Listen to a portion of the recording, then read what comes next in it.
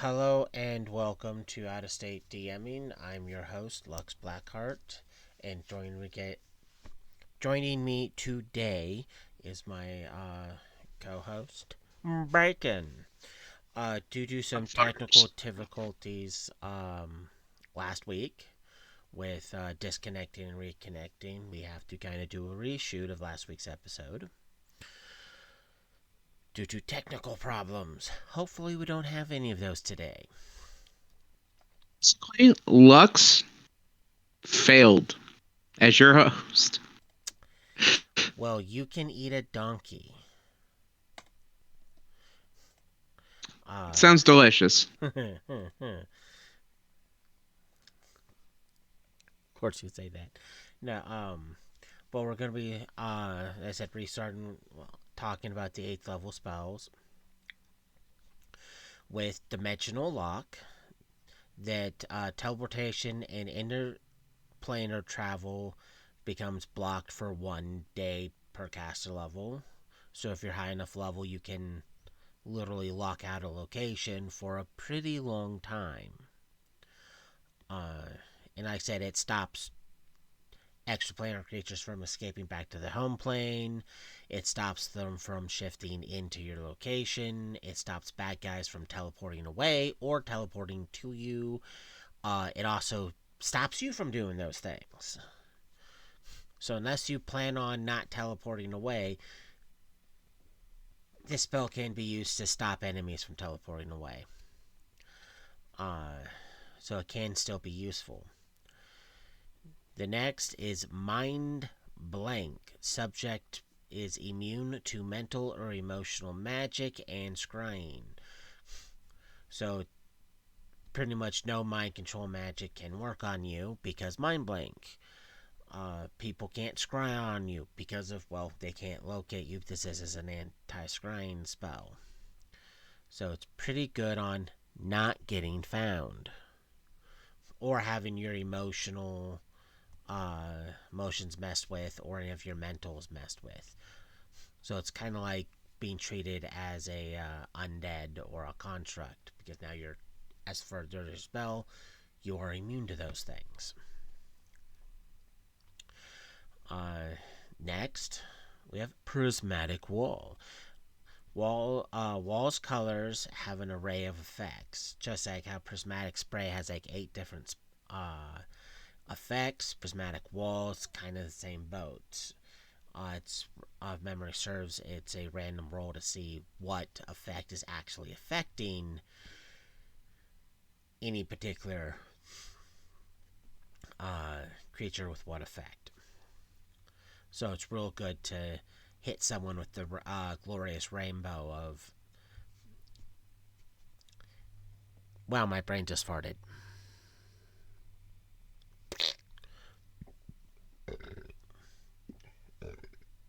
But I said it's a wall, so you can stop stuff from going through it because they don't want to be randomly affected by a random effect from the rainbow wall. Uh, the next spell is a really good spell, Protection from Spells. Uh, what it does is you get a +8 resistance bonus against spells. If memory serves, it's a +8 to your saving throws.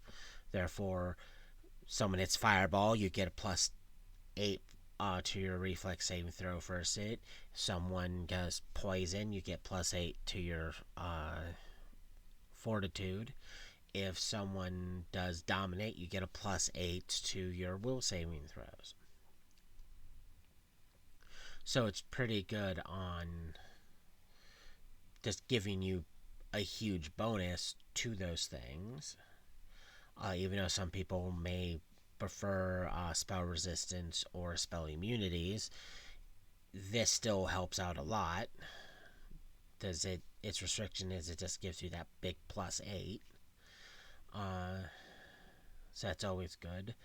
The next is a spell that can hurt you just as much as the enemy, and it's Incendiary Cloud, where it does 4d6 fire damage and it lasts a number of rounds equal to your caster level. So you can lock out an area. So it's kind of like a fireball, but instead of just 10 die 6 up to 10 die 6 hit and gone, it's forever long. Your castle will last number of rounds equal to your castle level, and since you have to be at least like around 16th level to cast it, that's 16 levels worth of damage to anything that goes through there. So it's real great to just lock down an area. So I can somewhat foresee certain individuals using that spell in future games. The next spell is a really good spell, Maze. It traps subject in an extra dimensional maze. It's really good to just get targets out of the field, out of the combat because they're not there. They're trapped somewhere else. And because it counts as an X dimensional space, what happens when, the thing that happens when an X dimensional space enters X dimensional space, they counteract each other's and destroy each other's, creating a rift that sucks everything within 10 foot into the astral plane. And that's lasts only one turn, but boom. So if you cast Maze on someone or something that you know has a bag of holding or a portable foxhole, you just sent them to the exponential plane. You just sent them to the astral plane. So if you use this on party members as a DM, you can foil the entire party by going, "Hey, now we're stuck. Now you're stuck on the astral plane. Try to get out. Good luck." Or if players use it on the bad guy and they're not real 100% sure if the bad guy has an exponential space on them, they just set them to the wrong location. Instead of a maze, it's the astral plane. But they also denied themselves access to whatever he may had because he's literally on another plane now. But besides that, it's still really good on just removing obstacles from your path because for as long as the spell stays in effect, they're gone. I know there's been a few cases where if someone had access to the spell, they probably would have looked at a few party members and said, "You're a problem. Enjoy this maze." Isn't that right, Bacon? What you talking about? Exactly. Proof it didn't happen. Proof it didn't happen. Then the next spell we have is Greater Planar Binding. Just like the other binding spells, you can conjure a extraplanar creature up to 18 hit dice to do a task for you. And just like those spells, it does cost money, and you make in some sort of deal, but the creature more or less has to pretty much do it because of the spell. So it's real good to have a powerful, planar celestial entity go do something with or for you, or getting a lower plane creature to go cause havoc like a demon or a devil. And it does last longer and does kind of work a little better than the summon monster spells. Does the summon monster spell says like summon monster 8. Yes, it does go up to level 8. Instead of the creature coming from a very specific list, and it only lasting a number of rounds equal to your caster level, the binding spell lasts a wee bit longer, and the extraplanar creatures more or less whatever the DM decides that you have access to conjuring forth with the binding spell. So the DM gets to dictate what you can and cannot actually bind with it because they're the one that decides if you can actually get that creature there or not. So it's less it it's more restricting without being more restricting than the summon monster spells because again it's up to 18th hit dice, which is really great. Uh,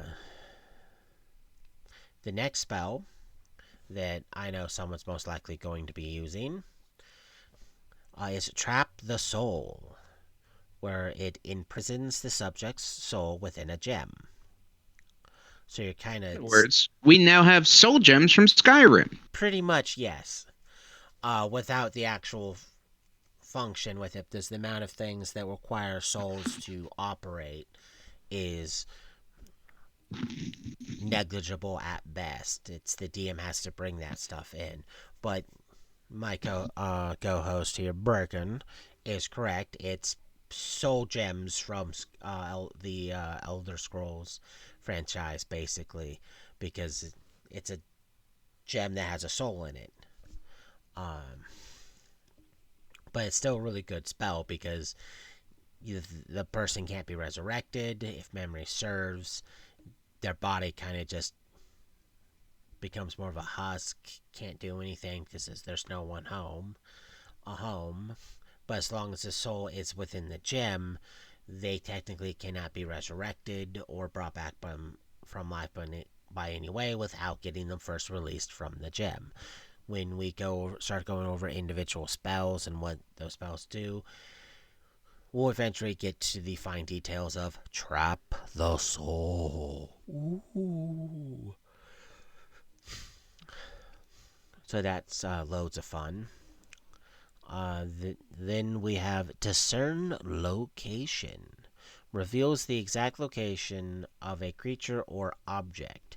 So if you're trying to find something, this is the spell that really helps you do it, because it can help you narrow it down. So if you're trying to find the mystical sword of Camelot, the Excalibur, this is the spell that helps you with it. Or if you're trying to find Guinevere, because you want to be her Lancelot,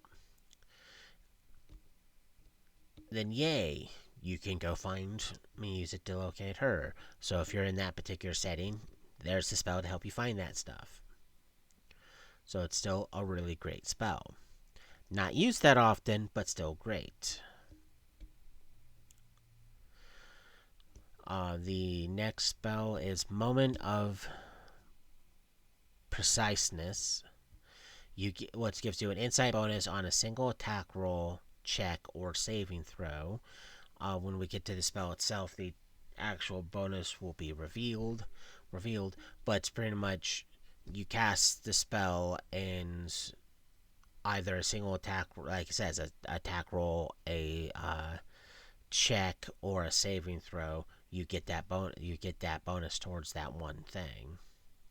Not a crap ton of things. Maybe it serves as only one die roll, but you can use it to get that to make sure you can pass the next save that you may or may not think you're going to fail, or skill check, or just get that hit in that you really want to get in. So it's still a good spell, maybe limited, but still really good. Then we got Greater Prying Eyes. So you get pretty much the same numbers of eyes as the normal prying eyes, but the eyes have true seeing. So any sort of illusion or creatures trying to polymorph to look like someone or something else, you can see them for what they truly are through the prying eyes. And if you're not used to using prying eyes, they're kind of like invisible orbs that fly around everywhere that let you, after they come back and you touch it, you can see what it sees. So it's a real great way to scout out a dungeon, a city, a forest, because they'll go out looking, and it's like having a surveillance system. It's really good.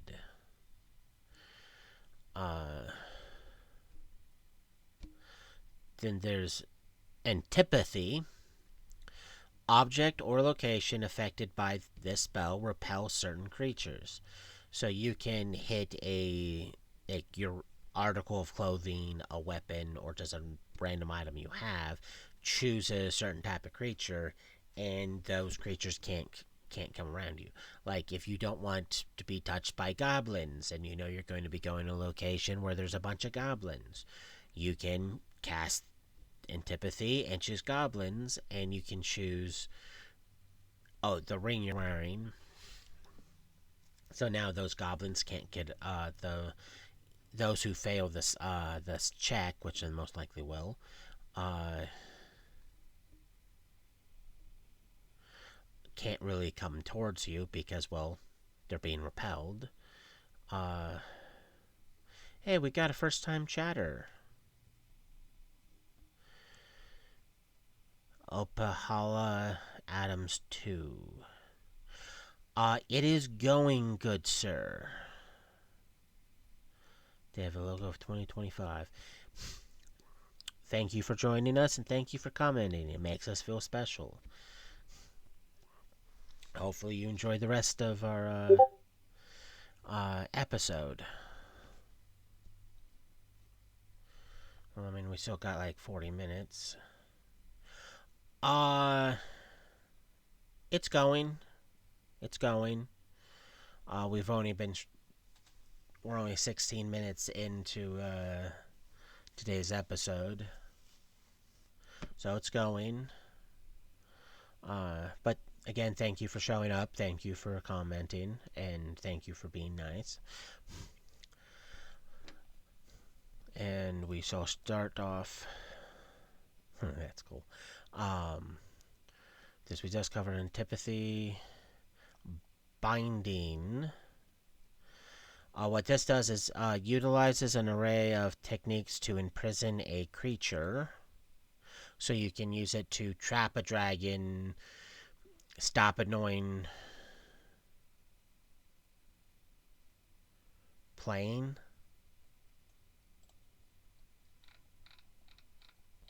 Oh, I just realized it says category Arc Raiders. I gotta try to fix that real quick. I hate that it does that. So if you're hoping for Arc Raiders, sorry about that. For managed to not see that it switched it to Arc Raiders. Uh,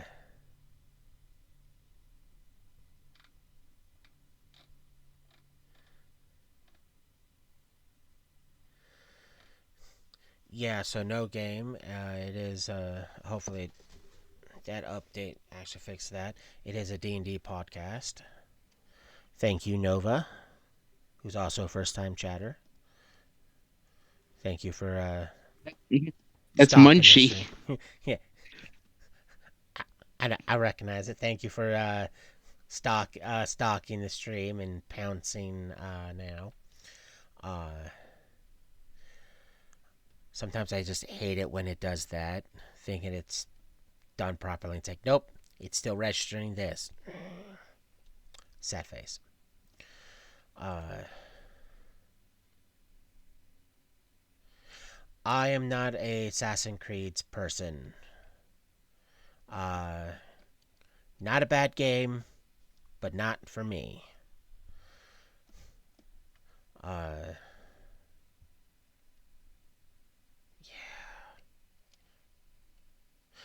Uh, but that said, binding.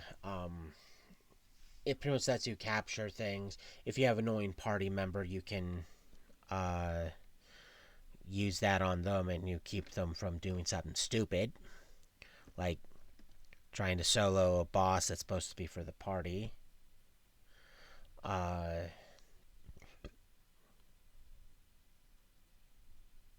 how long have I been streaming? Over a year. Yeah. But yeah, back to binding. Because I'm pretty sure you would have loved to hit binding on a few people, Bacon. On a few people. Yeah, that that that probably would have helped you out with some of those problems.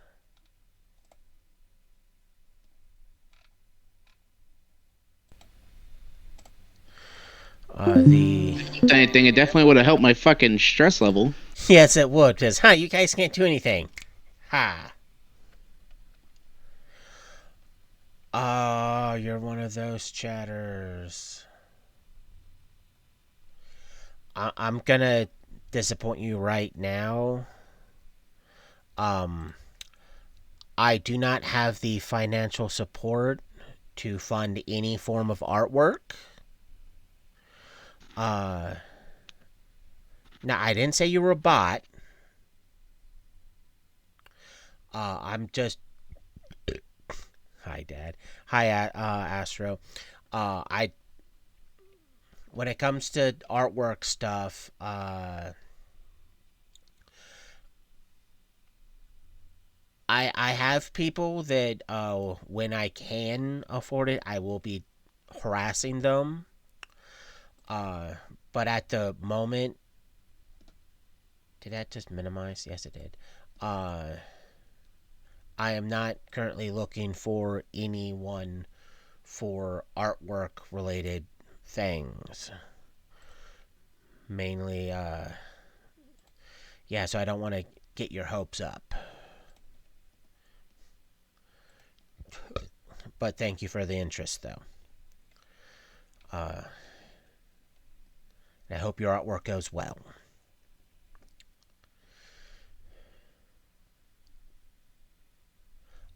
I will consider it.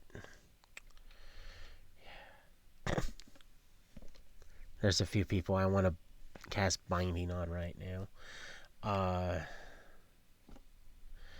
The next spell, and to answer your question, I almost said Astro. Um,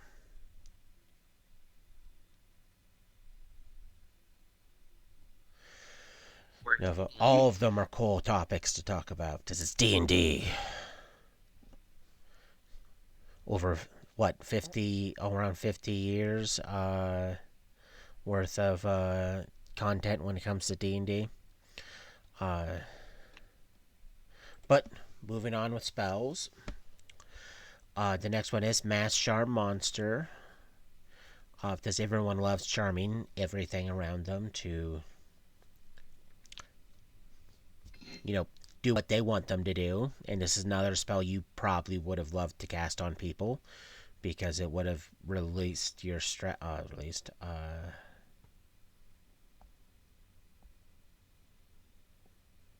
We all wish we could be that good, Astro. Uh, but it can relieve stress by having other party members go, "You're all charmed not to be stupid." But there's also the always way of someone finding a way around it. But it's another good spell to stop people from being stupid. Then we have Demand, which works as a sending spell where you send someone a message, but it's also counts as suggestion. So if they fail the will saving throw, they have to, well, of course, do the suggestion. So you can suggest them not to go into the spooky, scary monster lair, or not decide to. Skeletons and shoulders down your spine. What?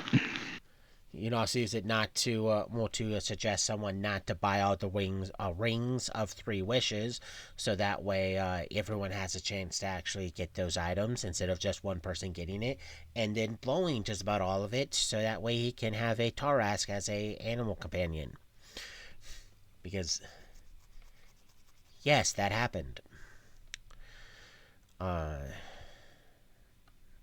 the next one is always a hilarious one.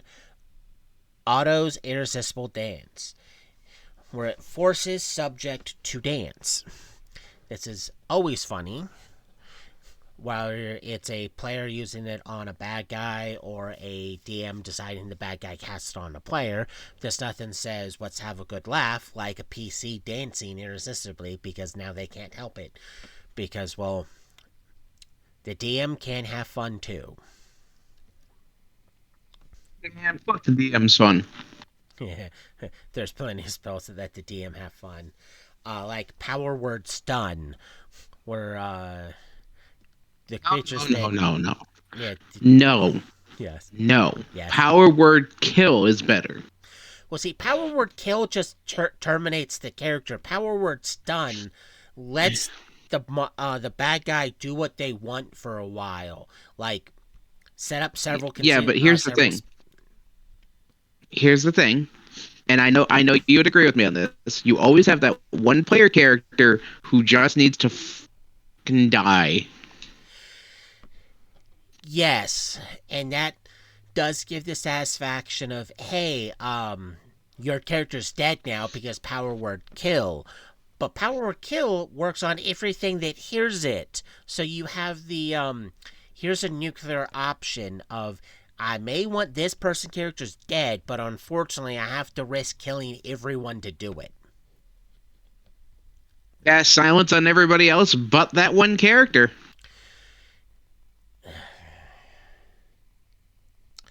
It's less about Ah, silence because that's an AoE effect, and you have to hope that whoever's saying power or I kill didn't or the stutter. effect boom. What you want is deafen, so that way those people can't hear it. So everyone but that one person gets deafened because conveniently the bad guy has just enough deafen spells for everyone but that person, and then they hit power word kill. So there's ways to technically get it off so it only affects one person, but all of those ways kind of make it look like you're intentionally killing them Yeah, instead so of just letting them fucking people. walk off a cliff. Okay, we'll make them walk off a cliff next time. Well, you can use the spell demand. Shesha, just keep walking off that cliff. Walk off that cliff repeatedly until you are finally dead. Got it. But power word stun is still really good because you can stun stuff and then walk up and shank the people. Starting with the person you want to die, want to actually kill off because that's the first one that gets shanked. Then you just go down the line. Uh,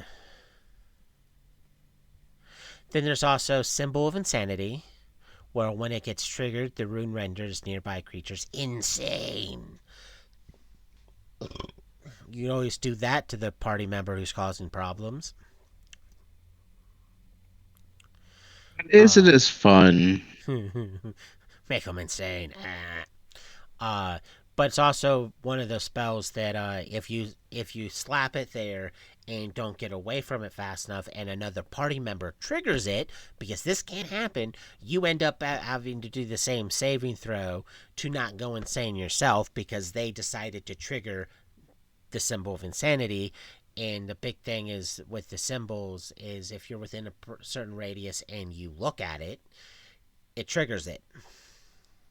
I can't remember the exact range, but it's like all it takes is you put something on the back side of the door. They go and look at it before you get to before you get to actually move away from it. And now it's like, thank you, you just triggered the spell. You suck. So yeah, Is it and why? friendly fire boom. The next spell, I personally do love this spell. Sympathy. A object or location attracts certain creatures. It can be as vague as an alignment type, like attracts lawful good creatures, or chaotic evil creatures, or neutral good creatures.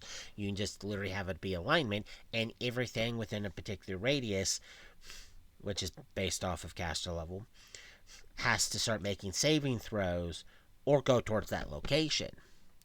Or you can choose a particular creature. For instance, a Tarask. If the Tarask is within the radius effect of the spell, it will then wake up and start moving towards that location. So you could literally hit sympathy on the bad guy's lair, choose a certain creature, and just wait for the shenanigans. because eventually the creature will either show up or resist this spell and not show up. But there's a good chance it's showing up. And when it does, you just get to enjoy the fact that you're not the one that actually has to deal with it. And because it can also be on an object, so if you don't want to go to the location to like actually touch the location, you can cast it on an arrow and you can have it shot into the location. Hopefully somewhere where no one's going to find the random arrow, but you can just shoot it in that location. The arrow will act as the focal point for it. You could cast it on a gold piece and then go buy something in a town and then just leave the town. Next note, the monsters show up to wreck the town. Like if you want a place to be attacked by orcs and you know the orcs are being hesitant about attacking that place. Well, you take your gold coin, you cast sympathy, choose orcs, you go to that town, yes, buy something with it. It can be something simple as food or a drink somewhere, or just some random thing, and then you just leave and enjoy the fact that all the orcs within the affected range are going to start moving towards that location. So you can really watch the carnage happen. So that it's fun. The next spell is Bigby's Clenched Fist. Just like a lot of his other hand-based spells, it's a large hand that can be used to provide cover, or it can push foes away, like push them off a cliff, off a bridge, off a ledge, out a window. Or you can actually use it to attack, so the fist can pretty much pimp slap people. So you can be funny, have a spectral hand appear, and you can just start smacking people with it. The magical pimp hand, which I wish I could do that in real life. There's some people I would really like to slap with Bigby's clenched fist. Next, we have Odaluk's telekinetic sphere. It's as the resilient sphere, but you can move sphere telekinetically. Which means we would have to actually go look up the spell for how far you can actually push it, its limits of its range, but it works as the resilient sphere, which, if memory serves, that gives bonuses against things. But I think it's centered on you, but this one, it's not centered on you because you can move it with your mind. Ooh. Then we have Polar Ray. This is probably one of the most powerful cold spells you're going to get. It's a ranged touch attack that does die 6 per caster level of cold damage. And the maximum, I think, is in the 20, beyond 20. So if you have stuff that increases your caster level, you can end up doing more damage to it. So it is a extremely high damaging spell because, again, it can go over 20 die 6 in damage. So you can literally say, that's a lot of damage.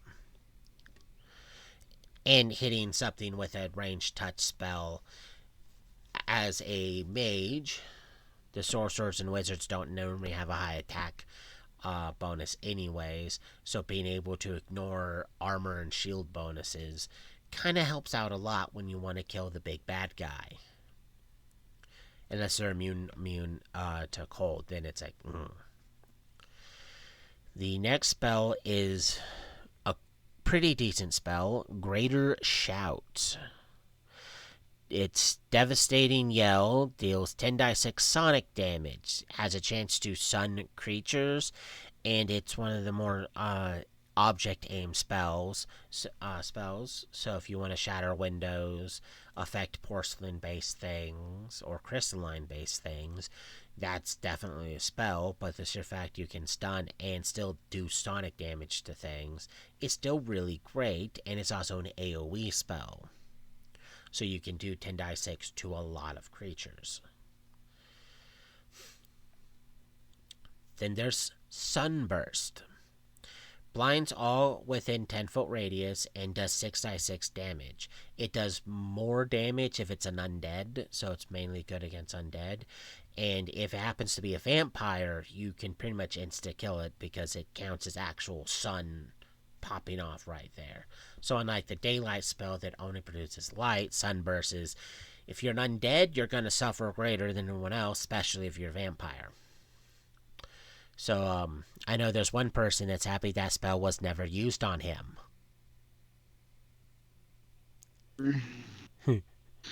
Isn't that right? Like bad. Sunlight bad. Especially when it comes to a spell. The next spell is Scintillating Pattern. Twisting colors confuse, stun, or render unconscious the target. So at minimum, they're confused, which means they have limited actions, and it can be quite random, from hurting an ally, hurting themselves, running away, standing there not doing anything. So because confusion sucks, because it's a random roll to see what happens each turn. If they're stunned, well, then that just means they can't do anything for the duration of the stun. So they get to watch as the bad guys have fun. Then there's unconscious, where they're just laying on the ground having a very good sleep, just hoping nothing bad happens. So it is, no Nap matter nipple. what. Go ahead. Nap nipple. Nap nipple. Nap nipple. Sometimes I hate your commentary. Nap nipple. But it's like, no matter what what effect ends up hitting the enemy,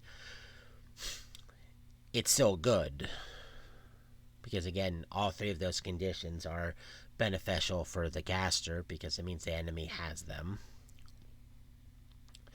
The next is Screen. It's illusion that hides an area from vision and scrying. So you can cast it on a doorway to make it look like a normal wall, an alleyway to make it look like it's not an alleyway, but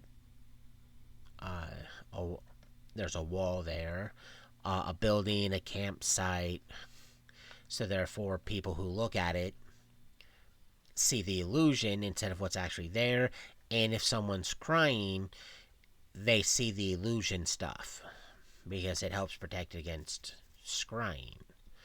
Even though of memory serves, true seeing still counteracts it, it's still really good, because again, it's another flip off the scrying people while hiding it from everyone doing normal vision. The next spell is Greater Shadow Evocation, which mimics an evocation of up to 7th level, but only to 60% real. And I'll probably said this before, and I'll probably say this again. It's not necessarily a bad spell, but if you're going to be using evocations, why? It's only 60% of the capacity of the spell, so it's going to be not as good as the actual 7th level evocation spell. So it's but there's a lot of people that still love to use this spell because the bonuses for illusion-based shenanigans. Next, we have a spell that I'm pretty sure Bacon would love to get his hands on. Clone. A duplicate awakens when the original dies. It is pretty much... I can look at sexy motherfuckers in the mirror all the time. Yeah, so it's pretty much when you cast a spell, a second you gets created. It's in a form of stasis, so you need to hide it somewhere safe. And it's pretty much, you take all of your base statistics and put on your character sheet, which is pretty much your character without any of its equipment. And you put that aside. When your current character dies, immediately the clone wakes up, and it has whatever equipment you happen to leave right there with it. So it is really good of you can't actually keep me dead because I'm just going to keep cloning myself. I may only be able to have like one clone at a time, but I have plenty of resources to create that clone, and you have to find where I'm keeping my clones in order to actually stop me. Ha ha ha. So it's still a very great spell to deny death. But it's also a underused spell because the only real people that use it are the bad guys in the campaign, not the actual PCs. That it's an expensive spell, and a lot of people don't go through the shenanigans of getting a secure location to house that clone. And I'm not even kidding. The amount of campaigns I've played in and or ran where the party wanted to do it, but then didn't because we have nowhere to shove it.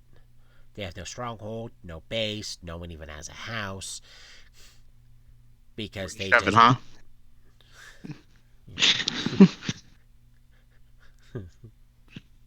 they just don't care about having those things. But then they want to use spells like this, and it's like, where are you keeping the clone?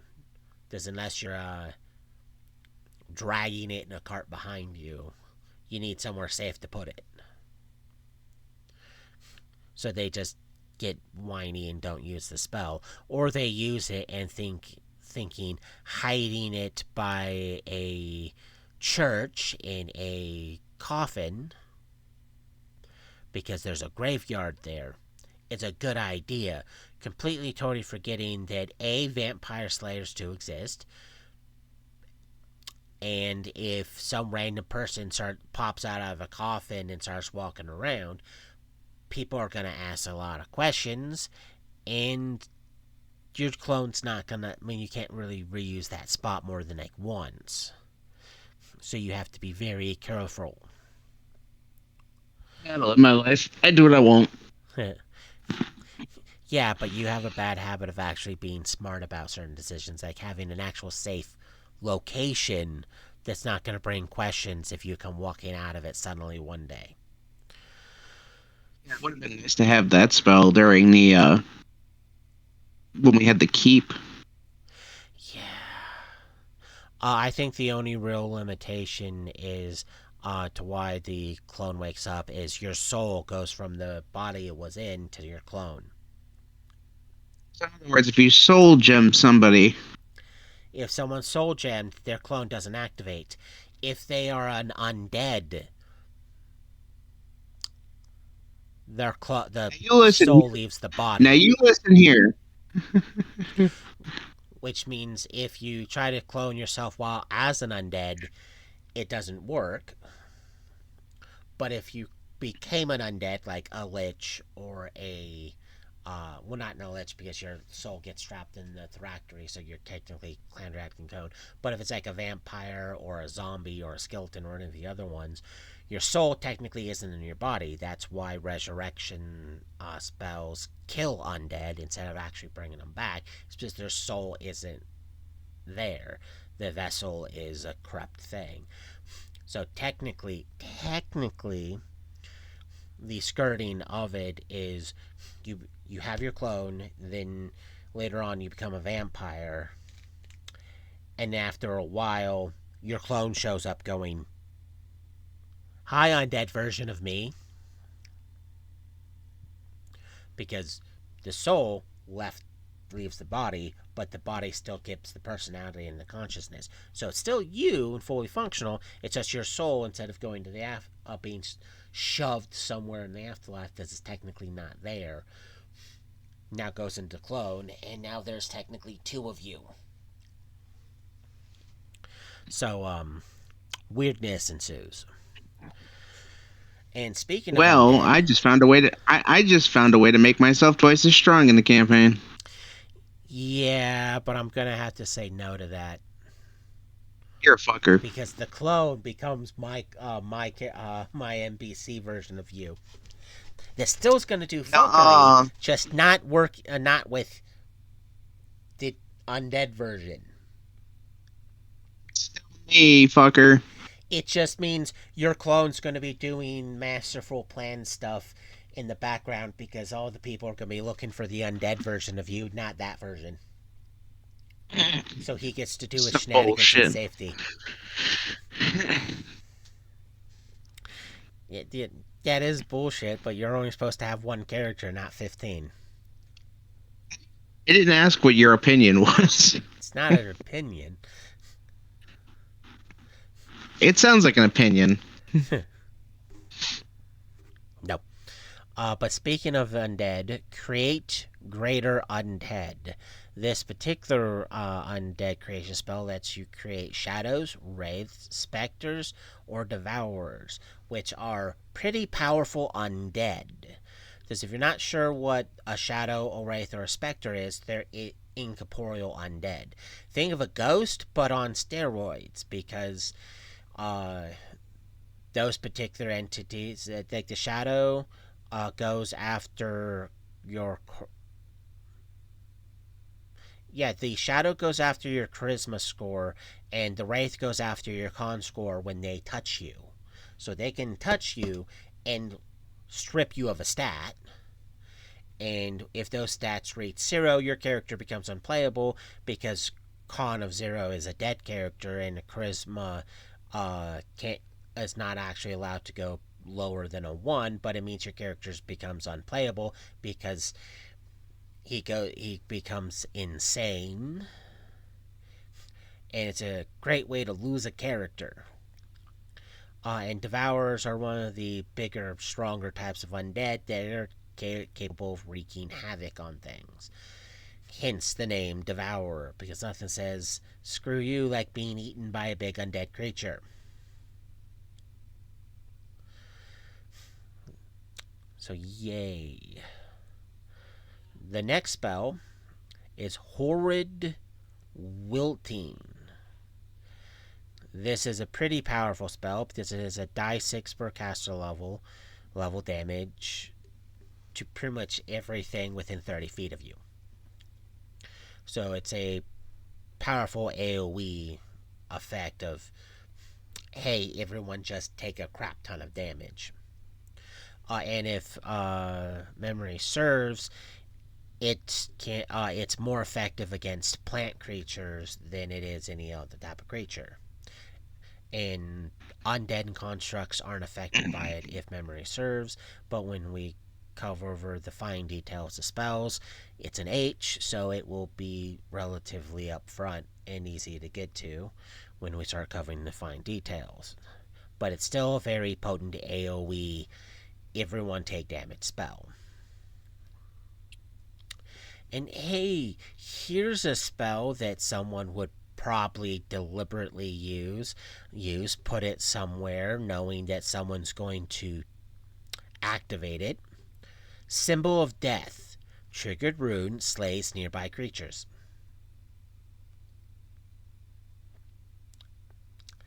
Nice cock. Yeah, so you set a death trap, fully knowing that certain people may or may not decide to go and look at it and trigger it and then die. Does not counting, well, because you have to have at least an 18 to cast these spells. That's at minimum would be a DC 22, I think, will saving throw for the Symbol of Death. So unless they roll good and or have a high will saving bonus, yay, you look at the symbol, you trigger it, now you're dead. So it's a really, really great way to get rid of a person going, you guys know I cast symbols on stuff to help protect us from particular monsters. It's not my fault you decided to go look at the symbol. Plus, you're dead. You can't yell at me. Excuse me. Now you go sit in timeout and think about your poor life decisions. Does that definitely a spell I'm pretty sure a certain individual would have been using on particular other individuals because they can't give Stop you calling me out already, goddammit. they can't really give you stress if they're not involved in the campaign anymore. Yeah, well, it's their fault for being stupid. Yeah. And here's another spell that I can see you using: Iron Body. Your body becomes living iron. Damn, I'm always harsh. Yes. It gives you like a decent. I think it gives you an actual hardness if memory serves. So you have a decent damage soaker, so you can survive a lot more. And because it's a hardness and not a DR, elemental effects don't bypass it. So if someone casts I Fireball, could you're be like, I don't care. I could be hard all the time. Exactly. Who needs Viagra when you have Iron Body? God, this is definitely a PG series. Um, Here's another really good spell: Polymorph any object. Changes any subject into anything else. If memory serves, this is a target's objects only, if memory serves, but when we get the polymorph effects later on in the series we'll be able to go over fine tooth pick to see if it can be used on creatures or not.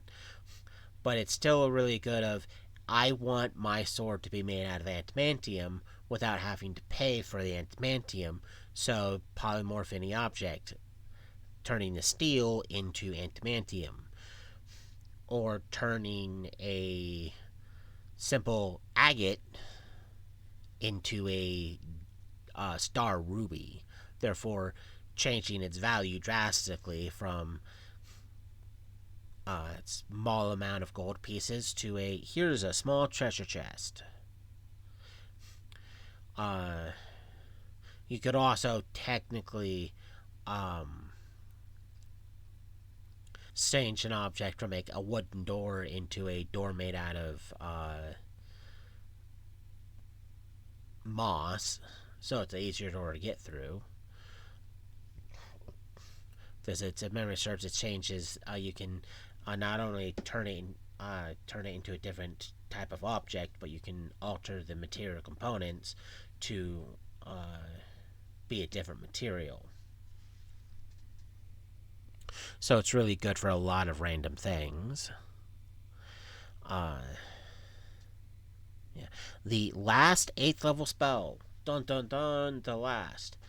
And this is a spell that I'm pretty sure you would have used a lot. Temporal Stasis. Put subject into suspended animation. I can hang my. Never mind. But I say don't finish that. It's a sleeping spell, but a lot more effective because they're suspended in suspended animation, which is another fancy way of saying they can't wake up. So stabbing them, slashing them, throwing them off a cliff, if I remember correctly, won't actually wake them up. And if I remember correctly, they won't actually take the damage until the spell wears off.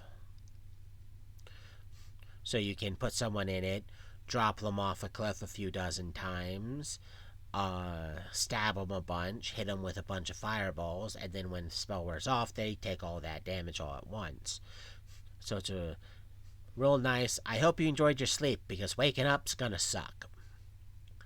But it's also a good way to, for duration of the spell, if you and the party want to skip a period of time due to shenanigans that happens, you get somewhere safe, you temporal stasis everyone else and then yourself, and then a wash it off, you wake up X amount of time later with a particular threat or scenario no longer being in effect because you were in spent animation through the entire thing.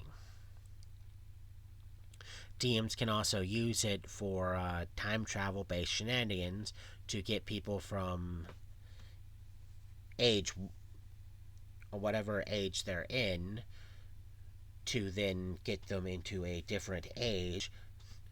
So therefore, A D&D campaign can easily turn into a more modern campaign, but with people who've been asleep for hundreds, if not thousands of years, and now have to deal with the fact that magic's not really a big thing anymore. What is that loud metal carriage going by with people in it? What the hell's an automobile? What is that flying in the sky?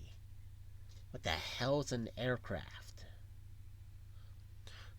So DMs can technically use that as a legit way to drastically switch the eras while keeping characters from past eras. They can also use it for bad guys or special NPCs that this is why these people weren't here during all this.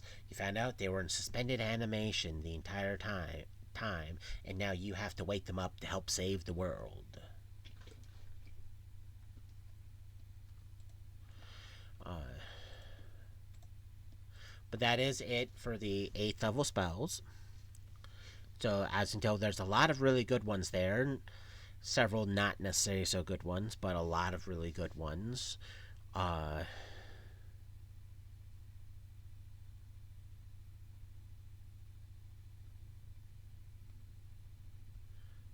Honestly, we probably should end it here as we are 4 minutes from ending anyway. yeah. I was just reading chat because I saw a bunch of things pop up. Yeah, that was me. Yeah, char, chat. Words are hard. Yes, they are, Fuck you. especially when you hit the wrong keys. I Fuck do you. I do that a lot. Um, but no, because we in one episode we covered all the spells for 8th level. Next week we'll be starting with 9th level spells. So hopefully you guys join us next week for more spells, and hopefully you guys learn something other than shenanigans. But thank you for watching. Remember to like and subscribe, and we'll see you next week.